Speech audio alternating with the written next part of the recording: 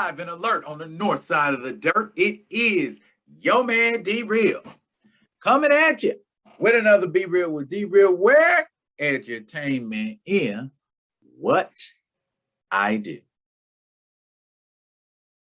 Now, for those of you who know what I'm all about, but still rock with me, appreciate you. No, seriously, edutainment is what I do. And I try to bring information, things of a pop culture, nerdy kind of nature, but every now and then a social issue or something jumps out at me that I have to kind of speak on or elaborate on or bring to your attention. And before I bring that issue to your attention, I would love for you to do what you always do for your man D Real. Comment, like, subscribe, and share the Be Real with D Real page so you can pump my algorithm up. And also so that you can get new alerts when new material comes out. Like this right here. I know I have a terrible singing voice.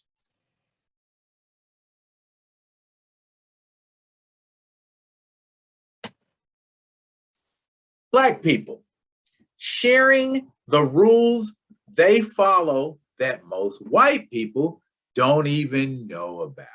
Okay, this is coming from BuzzFeed, but of course, BuzzFeed is a pop culture outlet.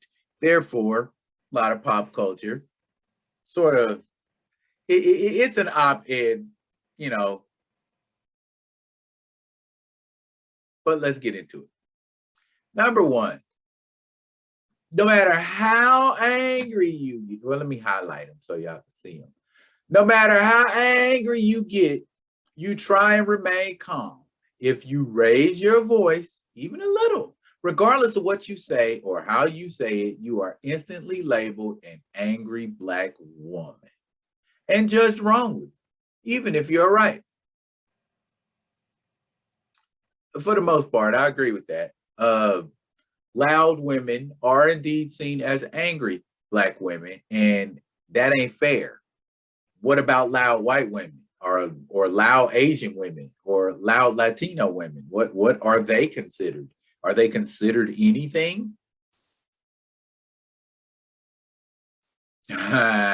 This one right here, that should be pretty obvious. My mother taught me to always ask for a bag and a receipt, no matter how small the purchase, or you could be accused of stealing. That's kind of prevalent today. I think there are a lot of situations that ballooned into something that they didn't need to balloon into because of something like this. You know, you see a Black person in a store. It's kind of like that thing, like, you know, keep your hands out your pocket when you're in the store so people won't follow you around thinking you stole something. Wonder if that one will show up. Oh, number three, as a Black man, my father taught me when being pulled over by the police to pull your insurance and registration out of the glove box and keep it ready on your seat. That way you do not have to reach into the glove box when the police are at your window. Peace to my man, Philando Castile. Sometimes it don't even matter. If somebody's got it in for you, they got it in for you. Now, the Black woman thing. As a Black woman in a predominantly white area, I make a point of approaching staff first in stores when I walk in. I ask an innocuous question in a friendly, high-pitched voice, even if I don't need anything. They seem to feel safer around me and do not follow me around when I do that first. Why do we have to make ourselves appear as safe Negroes? Why can't people just assume we are safe until we show them that we are not?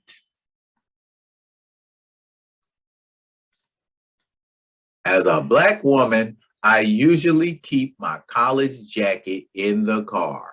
If I have to go to the emergency room, I'll receive better treatment if doctors see I have a higher education.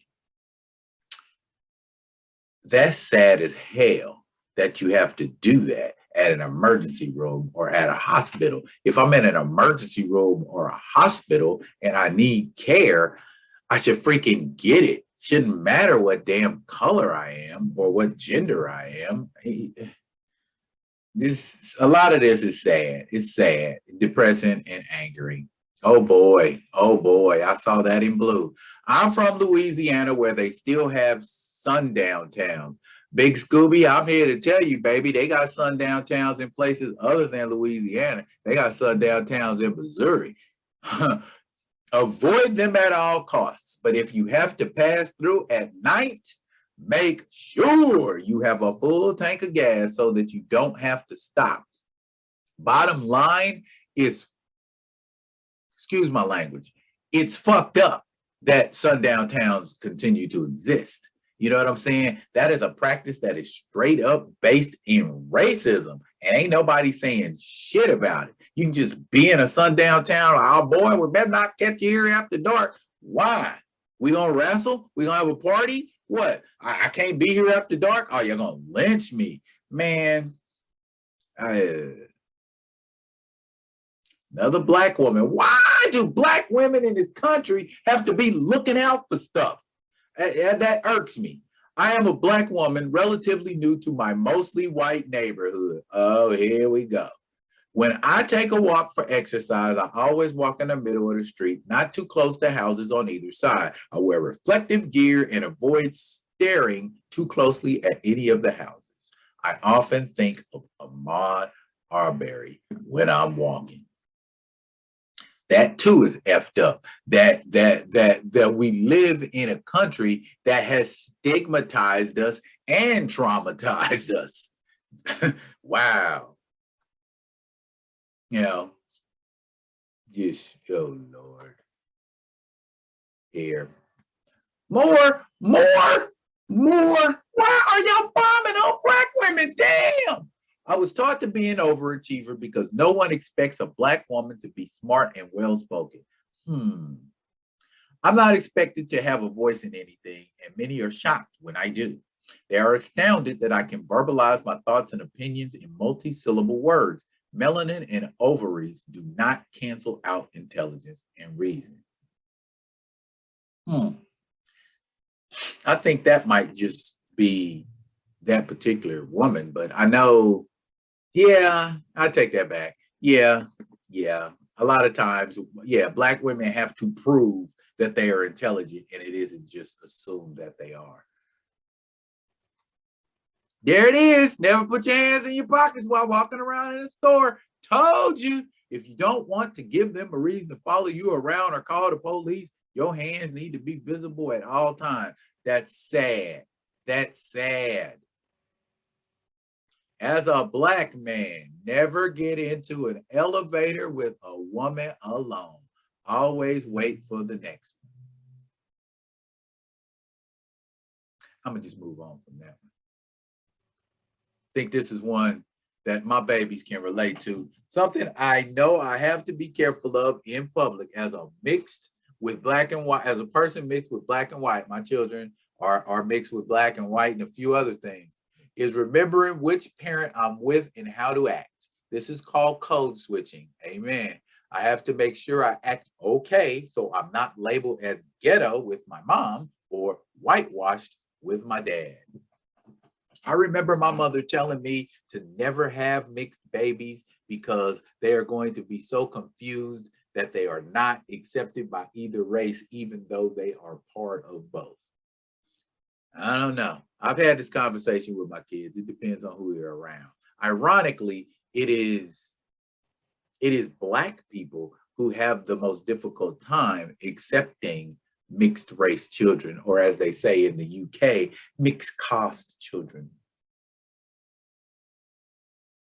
No matter how windy it is, my hood stays off and my earbuds, headphones stay off my ears. Yeah,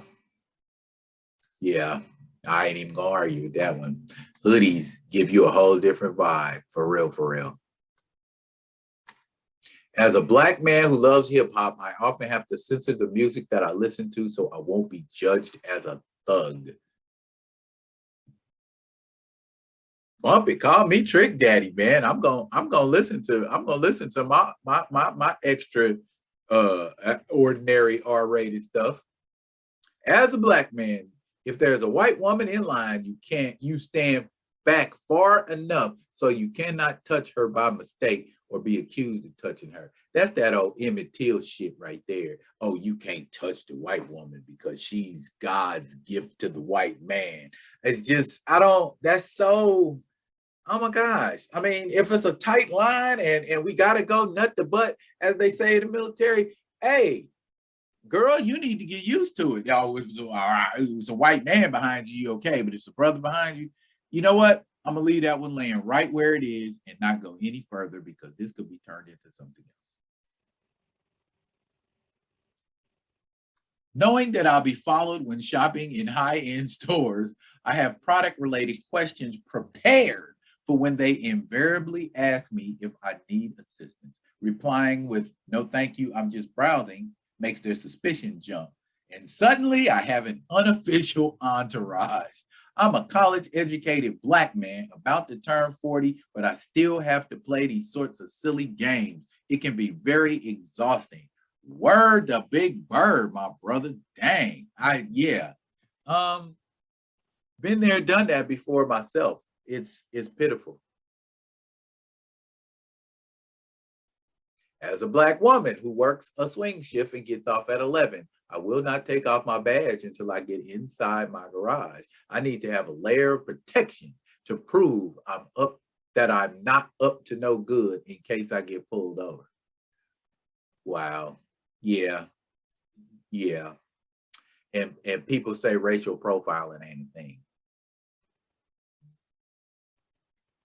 17, when meeting with executives or high-ranking officials where appropriate attire would be business casual for others, I wear full business attire. Facts. I found that when I dress more formally, I receive more eye contact, head nodding, and enthusiasm during conversations.